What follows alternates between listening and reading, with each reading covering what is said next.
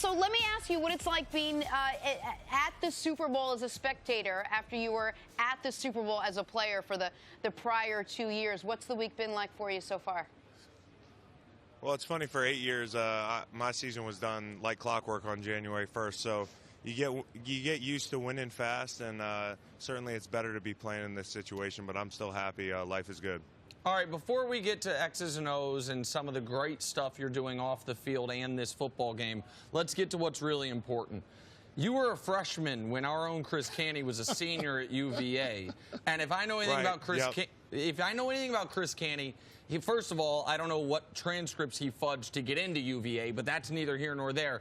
Do you have any embarrassing tales, anything to tell us about Chris Canty before he was Super Bowl champion Chris Canty that you can tell us about?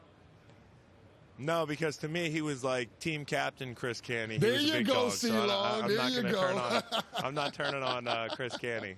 I didn't think you were going to be snitching on here on national television this morning. No, C-Long, I got to ask you this. You've been in the big game the past 2 years, the former being with the New England Patriots, and you guys beat the Atlanta Falcons in Super Bowl 51. Talk to me about the preparation that you went through the 2 weeks leading up to it and how much of a difference it is being in a locker room with a lot of guys that have Super Bowl experience. Yeah, the experience helps a great deal. I think the experience helps in what you talked about, which is the preparation, and it helps knowing the lay of the land when you get to an Atlanta or Minneapolis or wherever the game's played, knowing you're going to have to do, media and radio row every day. It's going to break up your day. There's going to be a lot of commotion, chaos. People are going to be pulling at you in 100 different directions. And when you get in your room to sleep at night, finally, it feels like you're in this fishbowl. You're never alone. You never feel like settled, and that's what being at the Super Bowl is all about. And getting guys to prepare in spite of that is a big part of it.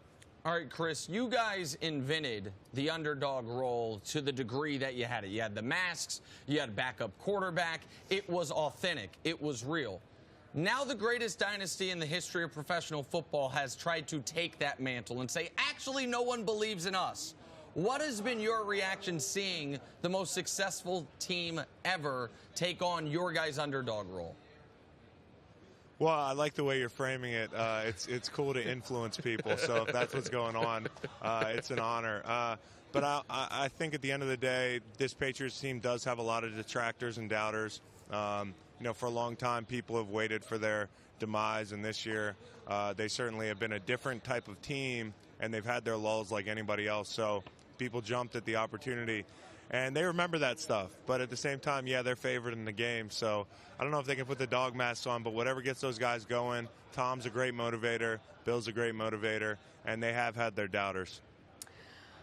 Chris Canty gave us a little insight into what happens in the last 48 hours, that there are some tweaks that are made to the game plans. There are a couple of new plays that are being put in. Your Eagles took down the Patriots last year to win Super Bowl 52. What advice now would you give Wade Phillips and the Rams defense for slowing down Tom Brady? Because obviously Wade is watching, and he's going to need a few more extra little pieces of advice and insight to tweak for that defense. Well, the front has to stay patient. The front can't get discouraged. You're not going to touch Tom for long periods of time. Timing, passing. They're going to take away your best player. They're going to throw the kitchen sink at Aaron Donald. Guys like Fowler and Sue have to step up, and I think they will. And there's going to be times where in your head you're saying, man, it's the third quarter and we haven't really gotten a good hit on him. But like we did in the game, we stayed after it, and eventually they have to go away from chipping out and seven-man protecting and quick passing. And BG was able to make a big play. You got to make it count when you get there. Chris, your Eagles beat the Rams in L.A. the past 2 regular seasons. What is the key, in your opinion, in slowing down that explosive Rams offense? Well, I think actually it's your offense controlling the football, and that's something that the Patriots have done well. If I'm the Rams, I want the ball at the beginning of the game, seeing the Patriots' last 2 opening drives against the Chargers and then against the Chiefs. They were tone-setting drives. They were about 10 minutes apiece, and that's demoralizing, not just for the defense, but it puts pressure on the offense. If we go out here and go 3 and out, this could get ugly early. Aaron Donald might be the best player in the NFL. We always talk about quarterbacks, guys who score touchdowns. But okay, you said it. He is. You played with him. Yeah. I assume he learned most of it from you, but the things he didn't learn from you, what makes him? Yeah, he did. What makes him so special? Like what? There's a lot of great athletes in the league. What makes him differentiate himself? So I will take credit for being the first one to say he's a Hall of Famer, and I stand by that. So. But at the end of the day, I think his work ethic, you get into the film room and you think you're the last guy in the building. You're an 8-year vet, and there's this rookie, you got to kick him out of the film room. And that's the way he works. When you pair that with his physical ability, his violence on the field, his leverage, he's got the leverage of somebody who's 5'10", but the length of somebody who's 6'5". He's got great hips. He flips his hips well. He's got a second and third move where most guys don't have a counter, and I think that's what makes him great. Chris, I want to bring it a little bit closer to home and talk about your team. There have been some reports out of Philadelphia that Carson Wentz was selfish or egotistical and that he needs to change in terms of his approach and relating to his teammates and the coaching staff. To that, you say what? To that, I say, well, first off, I'm like, well, it was 11 days ago, so I don't want to give it legs like that. But at the same time, I just feel like guys came out in defense of Carson right away. The reality is Carson's a great teammate. He's always been an exemplary teammate to me, and I'm not a big fan of anonymous sources, so I try not to give it too much legs anymore. What do you make of the ability? It felt to me watching that when Nick Foles was in there, that the secondary played some of its best football. You guys looked more as pass rushers like this Super Bowl champion Eagles. Obviously, the quarterback is not actually affecting the way the defense is playing. What do you make of how those lined up and some of the narrative surrounding that? Well, I think at the time that Nick stepped in, and unfortunately for Carson, when his injury got too much to play with, we got healthy in a lot of spots. I mean, pure and simple. I mean, you look at some key offensive pieces. We acquired Golden Tate. Sproles gets healthy, who's still an amazing player. We get Timmy Jernigan back on defense. We get some keys back in the secondary. Some young guys step up. They start to, guys that were coming off the street are starting to learn the defense and gel together. So for Nick's, for the sake of Nick, everybody kind of got on board and was playing good ball. It was unfortunate for Carson because he missed the boat on that. We had a lot of the same issues we had 2 years ago now, where we were able to overcome it and still win the Super Bowl, but that's the anomaly. That's the exception to the rule. We had a lot of those same issues this year. It just wasn't enough to overcome. Chris, at this point, we basically know everything there is to know about Tom Brady. The way he eats, sleeps, trains, relates to his wife, as a father, as a teammate, all of it.